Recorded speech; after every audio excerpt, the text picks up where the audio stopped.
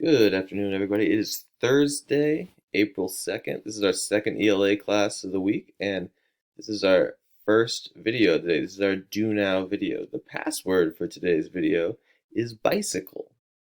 So anybody who asks me, Mr. Smart, what's the password? You're just telling on yourself that you did not watch this video. So the password is bicycle. All right, so we are going to go over what we already should have done in this packet so far. So by Wednesday night, you should have completed pages 3 through 16 in the paper packet. So first of all, you're supposed to do 5 vocab foursquares for retreat, vengeful, villainous, dispatch, and this was patriotic. Patriotic. So if you were left that blank because you didn't see a word here, I don't blame you. But the word is patriotic, and you need to go back and fill that in. So you guys are going to get a question on that on your forms. Now, we should have read this play. We should have answered these questions. Now, I want to make sure you guys are answering the questions correctly. These need to be in complete sentences using words from the question. So, this first question is, who is the play mainly going to be about?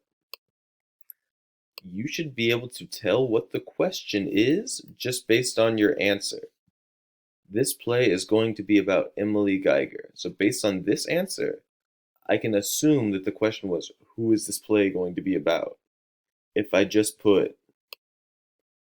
Emily Geiger, which is technically a correct answer, we don't know what the question is, and this sets us up for having unclear or confusing writing. So obviously, if it's just one question, who is this play going to be about? And you put Emily Geiger, obviously whoever's reading your answer knows what you mean. But when you're writing a longer essay and you don't make your sentences more clear like this, things get really confusing really fast. So it's a really good habit to be able to write in complete sentences to make sure that we can follow your thinking and follow your thoughts. Let me give you another example. Describe where and when the play is taking place. The play is taking place during the Revolutionary War in South Carolina. If you just said during the Revolutionary War in South Carolina, it would be a little more confusing. So make sure you put the play is taking place. What details does the narrator include about the setting in scene 1? What side of the war is General Greene on? So your answer here should have been pretty long because they gave a lot of details here. A lot of people would just put this like first sentence. The narrator explains that it's June 1781 during the American Revolutionary War. Well, he also explains the situation that the American general, General Greene, is on the run from the Redcoat General, Lord Rawdon. General Greene is desperate to contact General Sumter in order to join forces, but he's unable to deliver a message to him because there are too many Redcoats between Greene's men and Sumter's. So that's all really important details that the narrator shares right here. So you can't just skimp out on the information. That's very important stuff. How does Greene initially respond to the arrival of Miss Geiger? When he first meets her, General Greene is dismissive of Miss Geiger because he doesn't think a woman can help him. So if you just put a one-word answer, he's rude, he's dismissive, that's not going to be full credit. You're not going to be able to get your full credit on this assignment because you're not using complete sentences with words from the question. Again, the old lady should be able to tell what the question was just by reading your answer. That's how you know it's a good sentence. So, I have a few more of the answers here, but I think you guys, none of these were too hard for you. All you have to do is read the play, and the answers are all right here. So I'm not going to waste too much of your time going over all the answers. Next, you were supposed to write a summary.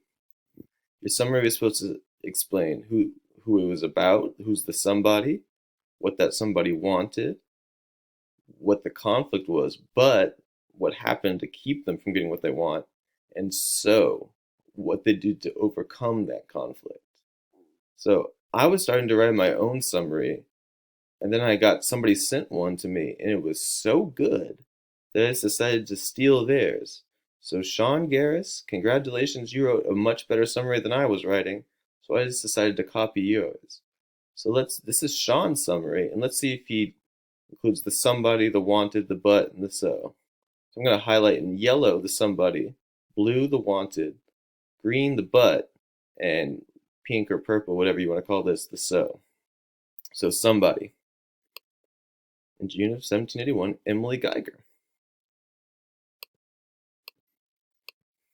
went to see General Greene at his headquarters in South Carolina. Emily wanted to offer her services to General Greene by being his messenger.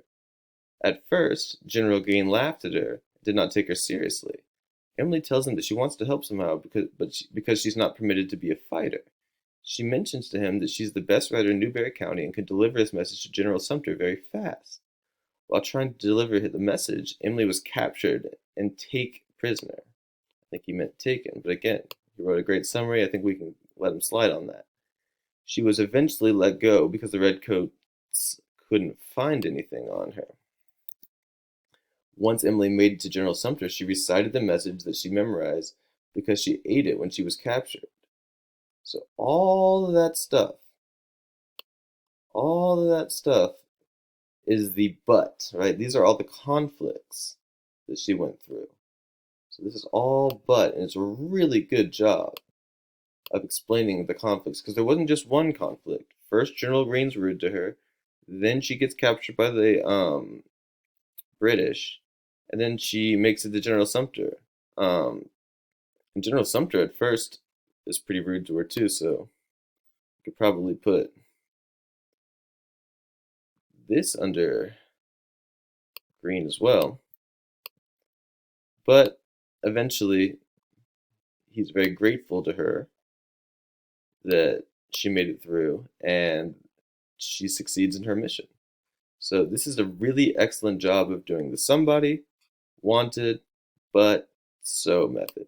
So Sean, again, congratulations, you're the man. And finally, the last thing we had to do was Hockman sentences. So it would say Emily Geiger was a teenage patriot because, and we had to finish the sentence. So why was she patriotic? This is one of your vocab words. You should know what patriotic means. She was patriotic because she wanted to serve her country. Emily Geiger was a teenage patriot, but, so even though she was a patriot, what conflict arose? The American generals did not take her seriously because she was a woman, right? That was the conflict. She was a patriot, but she wasn't taken seriously and wasn't allowed to help, at least not at first. And finally, Emily Geiger is a teenage patriot, so because she was a patriot, so she did not let the generals' skepticism keep her from serving her country. So again, you just had to finish these sentences with something that would make sense based on because, the but, and the so. And that's all you had to do for pages 3 through 16. Our next video is going to explain how we finish this off, pages 14 through 16. All right, guys, go ahead and take the survey that comes right after this video and your agenda. See ya.